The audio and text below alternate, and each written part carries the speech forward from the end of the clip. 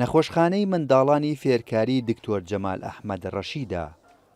دایک و باوکان منداڵەکانیان هێناوەتە نەخۆشخانەکە بۆ ئەوەی پزیشک ببینێت، چونکە بەشێکیان تووشی نەخۆشی سکچوون و ڕشانەوە بوون. پزیشکێکی پسپۆڕی نەخۆشیەکانی منداڵانیش داوا لە دایک و باوکان دەکات لەگەڵ دەرکەوتنی نیشانەکانی نەخۆشیەکە لە منداڵەکانیان بە زوویی بیگێننە نەخۆشخانە.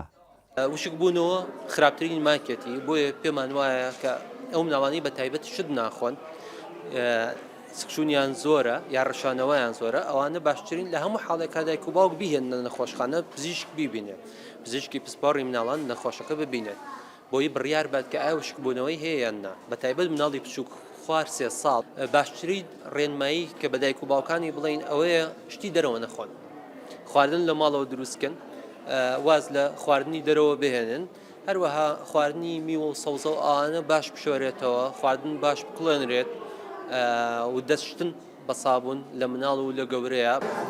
ئەگەرچی بەراورد بە ساڵی ڕابردوو حاڵەتەکانی توشبوون بە نەخۆشی سکچوون و ڕشانەوە کەمترە، بەڵام بەڕێوەبەری نەخۆشخانەی دکتۆر جەمال ئەحمەد ڕەشید دەڵێت ڕۆژانە نزیکەی 7 منداڵ بەهۆی توشبوون بەو نەخۆشیە داغڵی نەخۆشخانە دەکرێت. گەر بەراورد بە پارکین تا ڕادەیەک کەمترە، بەڵام ئەو بۆ مانایانێکە حاڵەکان زیانەکە، بەڵام وەیە کە ڕۆژانە بۆن ئەگەر 120 نەخۆش داخلی ئەم نەخۆشخانەیە بکرێن نزیکی 6 بۆ 7 ئەوانن کە سکشون ڕشانەوەیە ڕۆژەیە زیاتریشە حاڵەتەکان، یعنی زۆر گرنگە بەڕاستی دایکان و باوکان پابەندی خۆپارێزی بن بۆی حاڵەتەکان زیاتر نەبێت. ئەگەر سەرتا حاڵەتەکان سوک بۆکرێ هەر لە ماڵەوە بە پێدانی شۆربای برنج و بۆ نمونە دۆ و ماسا و مۆز و یعنی سۆسی سێ و یاخود ئەو ئارێسی کە لە ماڵەوەی لەگەڵ تایدا بزێنێ کرێ هەر لە ماڵەوە چارەسەر و بگەر حاڵەتەکەی تون بوو تایبەتی بۆ مناڵێکیش کە خواری تەمەن 1 ساڵ بوو بۆ نمەڕشانەوەی زۆر بشتی بۆ نەخورا میسکردنی کەمی کرد، فرمێسکی کەمی کرد،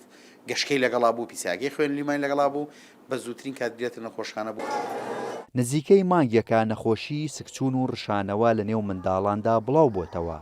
پزیشکانی پسپۆڕی نەخۆشیەکانی منداڵانیش نەخۆشیەکە بۆ بەرزی پلەی گەرما و پیسبوونی سەرچاوەکانی ئاو خراپ هەڵگرتنی خواردن دەگەڕێننەوە، بۆیە داوا لە دایک و باوکان دەکەن ئاگاداری منداڵەکانیان بن تا تووشی نەخۆشیەکە نەبن.